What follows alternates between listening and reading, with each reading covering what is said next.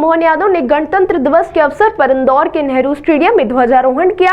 इस दौरान उन्होंने परेड की सलामी ली और प्रदेशवासियों को गणतंत्र दिवस की शुभकामनाएं दी। मुख्यमंत्री के आगमन को देखते हुए जिला प्रशासन ने मुख्य समारोह के लिए विशेष इंतजाम किए थे। कार्यक्रम के दौरान मुख्यमंत्री ने बेहतर कार्य करने वाले शासकीय अधिकारियों, कर्मचारियों और अन्य योगदान देने वाले व्यक्तियों को प्रशस्ति पत्र देकर सम्मानित किया। इस समारोह में इंदौर के जनप्रतिनिधि और आला अधिकारी भी मौजूद रहे, जिन्होंने मुख्यमंत्री के साथ मिलकर इस महत्वपूर्ण दिवस को धूमधाम से मनाया। इस कार्यक्रम में राज्य की योजनाओं, उपलब्धियों और कार्यक्रम पर आधारित झांकियां और परेड निकाली गई। वहीं गणतंत्र दिवस परेड का नेतृत्व आईपीएस अधिकारी आदित्य सिंघानिया ने किया, जबकि 2IC सूबेदार पूजा पाटीदार ने उनका अनुकरण किया। परेड में सीमा सुरक्षा बल, RAPDC, विशेष सशस्त्र बल, जिला पुलिस बल, होमगार्ड, वन विभाग, NCC, शौर्य दल, स्काउट गाइड, रेड क्रॉस और अन्य प्लाटून ने भाग लिया। स्कूली बच्चों द्वारा देशभक्ति गीतों पर आधारित सांस्कृतिक प्रस्तुतियों ने समा बांध दिया। मुख्यमंत्री ने अपने संबोधन में प्रदेशवासियों को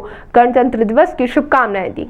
तो में भी हमारे जो गुब्बारे हैं, सारे बच्चे माननीय मुख्यमंत्री महोदय जी के साथ इन गुब्बारों को उड़ा दें और हम सिंघानिया जी द्वारा परेड निरीक्षण का आग्रह और माननीय मुख्यमंत्री महोदय खुली जीप में परेड निरीक्षण के लिए सवार। परेड भगवान राम और कृष्ण के आधार पर इस धरती ने अतीत के गौरवशाली पृष्ठ को जिया है। उस स्वर्णिम अध्याय को हम पुनः समाज के सामने लाने का निर्णय कर रहे हैं। जब एक तरफ हम उनके उस जीवन के चित्र को लाने का प्रयास करेंगे, दूसरी तरफ प्रत्येक नगरीय निकाय में गीता भवन बनाने का निर्णय भी हमारी सरकार के द्वारा लिया गया है। लोक माता अहिल्या देवी की 300वीं जयंती के अवसर पर उनके सम्मान में महेश्वर में मंत्रिपरिषद की बैठक करने की पहल भी हमारे द्वारा की गई है। सिंहस्थ 2028 को वैश्विक आयोजन बनाया जाएगा। शिप्रा का जल निर्मल और प्रवाहमान बना रहे, इसीलिए भी हम इस पे काम कर रहे हैं। मध्य प्रदेश के पर्यटन को नित नए आयाम मिल रहे हैं। इंदौर, ग्वालियर, जबलपुर, भोपाल, रीवा, सिंगरौली ऐसे कई स्थानों पर राज्य के अंदर भी हमने PM श्री पर्यटन वायु सेवा भी प्रारंभ की है। प्रदेश में टाइगर रिजर्व की संख्या भी लगातार हम बढ़ाने का प्रयास कर रहे हैं। मध्य प्रदेश टाइगर और लेपर्ड स्टेट के नाते साथ अब चीता स्टेट भी बन गया है। भोपाल का राता साथ और भी कई स्थानों पर एक साथ हवाई पट्टी, छोटे छोटे ब्लॉक में हेलीपैड हमारी योजना का हिस्सा है, जिसके माध्यम से वर्तमान के दौर में हम सभी प्रकार के परिवहन के व्यवस्थाओं का उपयोग राज्य की बेहतरी के लिए करने की तरफ आगे बढ़े हैं। उज्जैन, इंदौर, देवास, धार को मिलाकर एक तथा भोपाल, सीहोर, रायसेन, विदिशा और राजगढ़ को मिलाकर दूसरा महानगरीय क्षेत्र बनाने का भी हमने निर्णय किया है। प्रदेश के संतुलित नगरीय विकास के लिए पुनर्घनत्वीकरण और पुनर्विकास नीति का भी नया प्रारूप हमने तैयार किया है।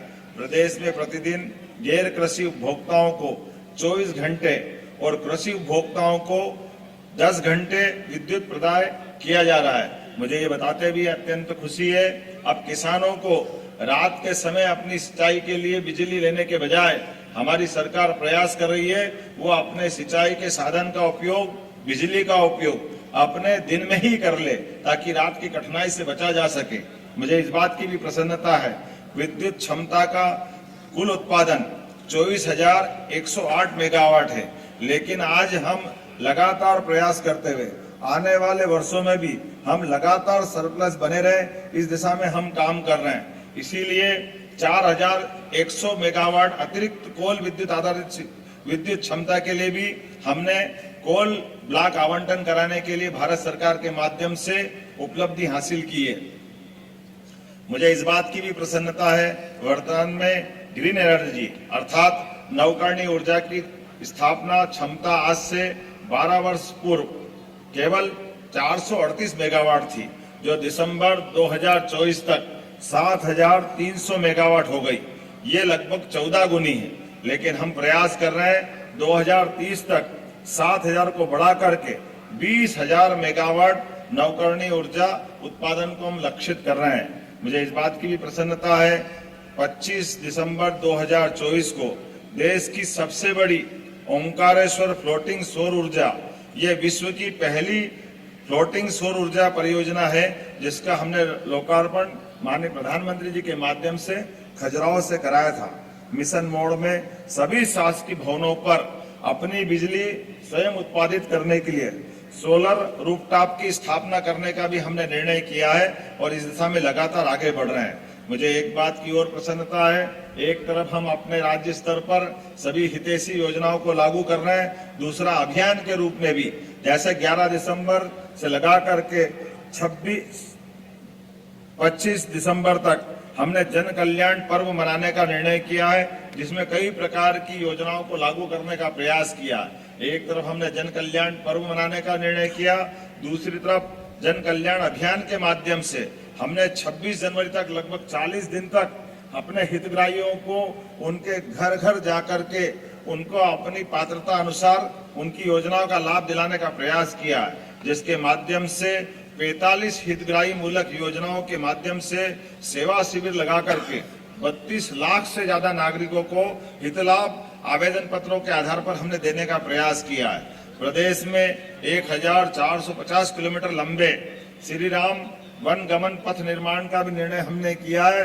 वहीं भगवान श्री कृष्ण की लीलाओं से जुड़े विभिन्न तीर्थ स्थलों पर भी हमने उनके सभी स्थानों को श्री कृष्ण पाथेय से जोड़ करके श्री कृष्ण पाथेय का गठन करने का निर्णय किया है।